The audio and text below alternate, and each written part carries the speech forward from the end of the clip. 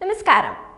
കേരളത്തിൽ അപൂർവമെന്ന് കണ്ടെത്തി കോടതി വധശിക്ഷയ്ക്ക് വിധിച്ച ഗ്രീഷ്മയുടെ ജയിൽവാസത്തിന്റെ 2ാം അധ്യായത്തിന് ഇന്ന് തുടക്കമായിരിക്കുകയാണ്. യാതൊരു കൂസലുമില്ലാതെയാണ് ഗ്രീഷ്മയുടെ ജയിൽവാസം തുടങ്ങുന്നത്. എന്തൊക്കെയാണെങ്കിലും ഊരിപ്പോരാമെന്നൊരു വിശ്വാസമുള്ളത് കൊണ്ടാകാം ഗ്രീഷ്മയ്ക്ക് തെല്ല് ഭയം പോലും ഉണ്ടാകാത്തത്. അടുത്ത കാലത്ത് വരെ വിചാരണ തടവുകാരിയായി കഴിഞ്ഞ ഗ്രീഷ്മ ഇന്നലെ മുതൽ ഷാരൂണിനെ കൊലപ്പെടുത്തിയ കേസിൽ വധശിക്ഷയ്ക്ക് വിധിക്കപ്പെട്ട് ജയിലിൽ കഴിയുന്ന തടവുകാരിയാണ്. അട്ടക്കുളങ്ങര വനിതാ ജയിലിലാണ് ഗ്രീഷ്മയുടെ വാസം. റിമാൻഡ് കാലാവധിയിലെ താമസം കൊണ്ട് തന്നെ ഗ്രീഷ്മയ്ക്ക് ജയിൽ ഒരു പുത്തരിയല്ല. വധശിക്ഷയ്ക്ക് വിധിക്കപ്പെട്ട ഗ്രീഷ്മ 2025 ആദ്യ വനിതാ തടവുകാരിയാണ്. അതുകൊണ്ട് അവർക്ക് 1ാം നമ്പറാണ് ലഭിച്ചത്. അട്ടക്കുളങ്ങര വനിതാ ജയിലിൽ അറ്റകുറ്റപ്പണികൾ നടക്കുന്നതിനാൽ 14ാം ബ്ലോക്കിൽ മറ്റ് 2 റിമാൻഡ് പ്രതികൾക്കൊപ്പമാണ് ഗ്രീഷ്മയെ താമസിപ്പിച്ചിരിക്കുന്നത്. ഇന്നലെ വൈകുന്നേരത്തോടെ ജയിലിൽ അഡ്മിഷൻ നടപടികൾ പൂർത്തിയാക്കിയിരുന്നു. വിചാരണ കാലത്തും ഗ്രീഷ്മ ഇതേ ജയിലിൽ തന്നെയായിരുന്നു. എന്നാൽ സഹതടവുകാരികളുടെ പരാതിയെ തുടർന്ന് 2024 സെപ്റ്റംബറിൽ മാവേലിക്കര വനിതാ സ്പെഷ്യൽ ജയിലിലേക്ക് മാറ്റിയിരുന്നു. വധശിക്ഷ വിധിയുമായി വീണ്ടും അട്ടക്കുളങ്ങരയിലേക്ക് ഗ്രീഷ്മ എത്തുകയാണ്. വധശിക്ഷയ്ക്ക് വിധിക്കപ്പെട്ടെങ്കിലും ശിക്ഷ നടപ്പാക്കാൻ സാധ്യത കുറവാണെന്നാണ് പൊതുവിലുള്ള ഒരു വിലയിരുത്തൽ. മേൽക്കോടതിയിൽ നിന്നും ശിക്ഷാ ഇളവുകളും ലഭിക്കുമെന്ന പ്രതീക്ഷ ഗ്രീഷ്മയ്ക്കുമുണ്ട്. ഒക്ടോബർ 14 കേരളത്തെ ഞെട്ടിച്ച ആ കൊലപാതകം നടന്നത്. തമിഴ്നാട് പളുകലിലുള്ള വീട്ടിൽ വെച്ച് ആൺ സുഹൃത്തായിരുന്ന ഷാരോണിന് കഷായത്തിൽ വിഷം കലക്കി നൽകുകയായിരുന്നു. ശാരീരിക അസ്വാസ്ഥ്യം നേരിട്ടതോടെ ഷാരോണിനെ ആശുപത്രിയിൽ പ്രവേശിപ്പിച്ചു. ദിവസങ്ങളോളം ജീവന് വേണ്ടി പൊരുതിയ ഷാരോണ് ഒടുവിൽ ഒക്ടോബർ 25 മരണത്തിന് കീഴടങ്ങുകയായിരുന്നു.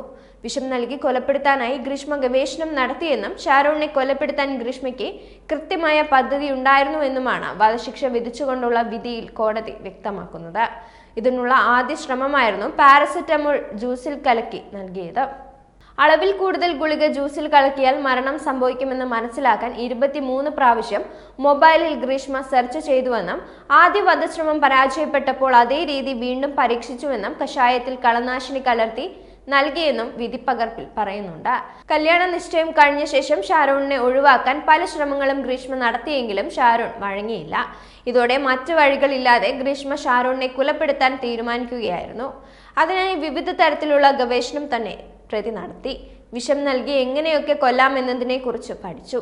പാരസെറ്റമോൾ കൂടുതൽ കഴിച്ചാൽ ആന്തരിക അവയവങ്ങൾക്ക് എന്ത് സംഭവിക്കുമെന്നും എങ്ങനെ മരണം ഉണ്ടാകുമെന്നതിനെ കുറിച്ചും പഠിച്ചു.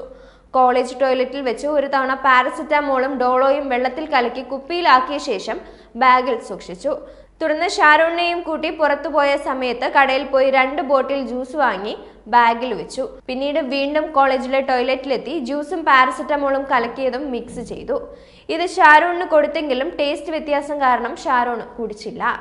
പിന്നീട് 2022 ഒക്ടോബർ 14 വീട്ടിൽ ആരുമില്ലെന്ന് പറഞ്ഞ് ഷാരോണിനെ ലൈംഗിക ബന്ധത്തിൽ ഏർപ്പെടുന്നതിന് വിളിച്ചു വരുത്തി. ഇതിനിടയിൽ തന്നെ ഗ്രീഷ്മ കഷായത്തിൽ കീടനാശിനി കലക്കി വെച്ചിരുന്നു. വീട്ടിലെത്തിയ ഷാരോണിനോട് ബന്ധമൊഴിയാൻ ആവശ്യപ്പെട്ടെങ്കിലും വിസമ്മതിച്ചു. തുടർന്ന് വീണ്ടും സ്നേഹം നടിച്ച് കഷായം കുടിക്കാൻ വെല്ലുവിളിച്ചു. മുമ്പ് കഷായം കുടിക്കാമെന്ന് ചലഞ്ച് ചെയ്ത് പറഞ്ഞിരുന്നതല്ലേ എന്ന് ചോദിച്ച് കുടിക്കാൻ പറയുകയായിരുന്നു. തുടർന്ന് കീടനാശിനി കലർത്തിയ കഷായം ഷാരോൺ കുടിച്ചു. ഇതിനുശേഷം ചുവ മാറാൻ ജ്യൂസ് നൽകി. തിരിച്ചു സുഹൃത്തിനൊപ്പം ബൈക്കിൽ പോകുന്നതിനിടെ പല തവണ ഷാരോൺ ഛർദ്ദിച്ചു. ഗ്രീഷ്മ തന്നെ ചതിച്ചെന്ന് ഷാരോൺ സുഹൃത്തിനോട് പറയുകയും ചെയ്തു. രാത്രി മെഡിക്കൽ കോളേജിൽ ചികിത്സ തേടിയ ശേഷവും ഛർദ്ദി തുടർന്നു. പിറ്റേ ദിവസം തിരുവനന്തപുരം ഫോർട്ട് താലൂക്ക് ആശുപത്രിയിലും ചികിത്സ തേടി. ഇതിനുശേഷമാണ് വിഷം അകത്തു ചെന്നത് സ്ഥിരീകരിച്ചെന്നടക്കമുള്ള കേസിൽ സംഭവിച്ച കാര്യങ്ങളെല്ലാം വിശദമായി പറഞ്ഞുകൊണ്ട് കോടതി ശിക്ഷാവിധിയെക്കുറിച്ച് വിശദമാക്കുന്നത്.